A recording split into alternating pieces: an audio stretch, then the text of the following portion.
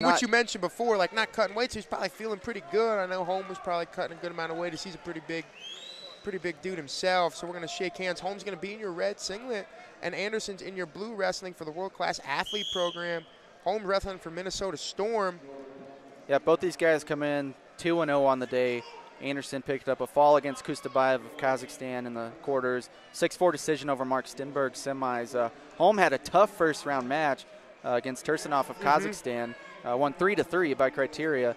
And then 8-0 over Kimba Johnson in the semis. So a little bit easier match for Holm in the semis. But, again, let's see how this style matchup. It looks like Holm has a little bit of height and reach advantage.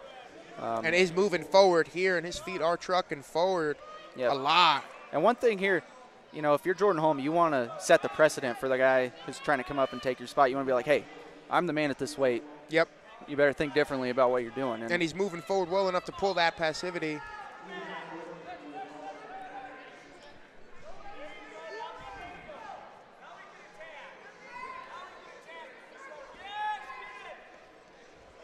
Okay, there was 4 points, 4 points on the board. Me and Richard were looking at each other. Where'd that come from? Thought maybe we missed something, but getting close to a score there was Holm getting to that 2-on-1, trying to step his hips in.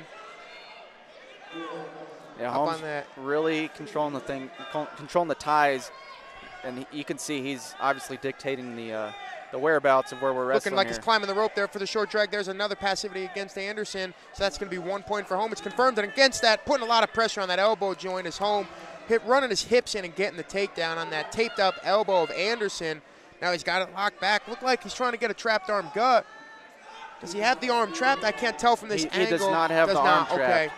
But he's got a gut locked, and he's going to roll it through for 2 points. But as you said, he's got to go to a different turn here, correct? Because he does have to go to a different turn. Score with a consecutive gut. Yeah, I'm not sure what's wrong with Anderson's elbow there, but Holm doing a good job of attacking that weakness. And he's out to a 5-point lead after a passivity, a takedown, and a turn. But here's the thing. You can't count Anderson out of a match just because of his motor, if anything else. I mean, if he makes it to lungs. Exactly. Makes it to the second period, things could get interesting. But Jordan Holm, I mean, he's a big, strong guy, and I think Anderson's just having trouble with the size right now. The size advantage, probably, having some good matches. Exactly. The strength bumping up. We said he's a full size, but cutting all that weight and getting down to 75 where he would be really big. He's used to muscling guys around where Holm, he's a big boy himself, and he's not going to get muscled around here. Definitely being the guy at that weight, he's got to assert and show Anderson that, hey, I'm here, I'm this guy. And Holm is a very controlling style wrestler. I mean, he likes to either get to that 2-on-1 as we saw earlier, or he'll get an underhook, go to a collar tie, and he just likes to sort of feel it out and hold that position for a while before he moves on. Back to that over-under position here. Kind of a 50-50 position, you would say, but it looks like Holm's really controlling as he's jacking up that hook. You see how Holm, he took his time. He was there for 10-15 seconds before he adjusted. And he still has that underhook. He's trying to jack it up. And Anderson's trying to shut down right now at the end of the period. He's just trying to – Time is out. Ref on the mat didn't realize time was out, but time's out. So 5-0, Holm leads. We're going to head into the second here after they get toweled off. And Holm has been kind of dictating the pace here. Anderson, as you say, because of his pace and his gas tank, can't count him out. But Holm has looked really good right now in this match. Oh, definitely, most definitely. And it's going to be tough for Anderson to make up a 5-point deficit, especially with these new rules. But it can be done, as we saw with Hooker. Was down by 3. I mean, not 5, but hit that big headlock and ended up taking the lead before the injury. Ref's going to send Anderson back to get toweled off again. Thought didn't like how he came back out for the second period. We're going to get back to action here. 3 minutes left to wrestle. Anderson's got to start picking up his pace and get something going here against Holm to get himself back in this match. See Holm, he really likes that hook on the left side, collar tie right. And he's so comfortable with it, too. Was looking for that drag and getting that angle.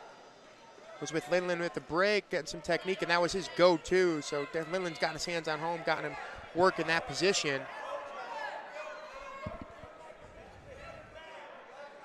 And again, 30 seconds in, Holm is controlling the drive of this match. His feet are moving. And, a lot of people that watch Greco don't understand the importance of the legs in Greco. That's where your power is. That's where all the power is. That's where all the moves come from. And Jordan Holm, he's just driving forward. I mean, you got to hit the squat rack to move a guy like John Anderson. Yeah. And Holm is, I mean, he's controlling the entirety of this match, I should say. And ironically, gets a passive call against him, though, here, and he's going to bang him down at some short offense. He's in on that front headlock's got it locked up. And he's going to push him out here, and that should be a point. Yep. So that's a point because it was within the context of a wrestling action. Holm had the front headlock. It wasn't just a straight-on push-out. And it wasn't a fleeing the hold call because Anderson was fighting it. You know, so there's a lot of interpretation with the push-out now and with the passivity. Yeah. A lot of pressure on the officials. Yeah, I was going to say some of the officials at the earlier rounds were coming over to the table when I was announcing and asking the head official, hey, am I making the right call? So they don't even know. And sitting in on that Greco meeting yesterday, me and you both, a lot of arguing, a lot of not knowing what's going on. A meeting that should have taken 2 hours was probably around 3.5. Yeah.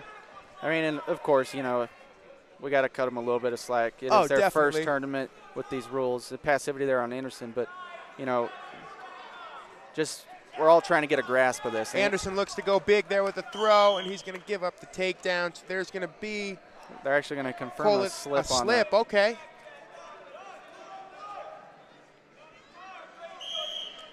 Holm's got 1:10 seconds left.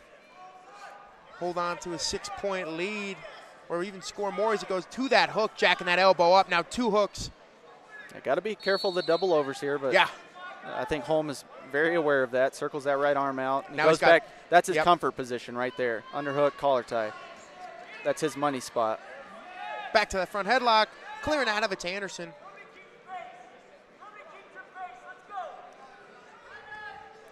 And, you know, the thing with Anderson, I mentioned his gas tank, but his gas tank comes with beating on a guy. You know, just constantly on the head, constantly moving. And Holm has been the one doing that, so Anderson hasn't been able to wear on Holm. It does kind of show a little bit comparatively to how he's looked throughout the day. He does look not tired, but not as explosive as he would towards the end of a match. Exactly. As he keeps trying to duck something through here, goes both ways, isn't able to get it. 15 seconds left.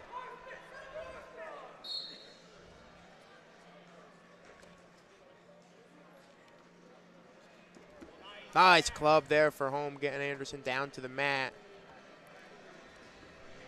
And that's how we're going to end it. Holm is going to be your winner here at 85 kilograms with a 6-0 decision, taking home his 3rd Dave Schultz Memorial title in a row. That's a really great win for Holm. He cements his spot again atop this weight class in the U.S. And in dominant fashion. He hasn't had a challenger in the last 2 years. Let's be honest about it, in the United States. But also, I mean, Jordan wouldn't want, you know, to put any doubt on, but he's been banged up.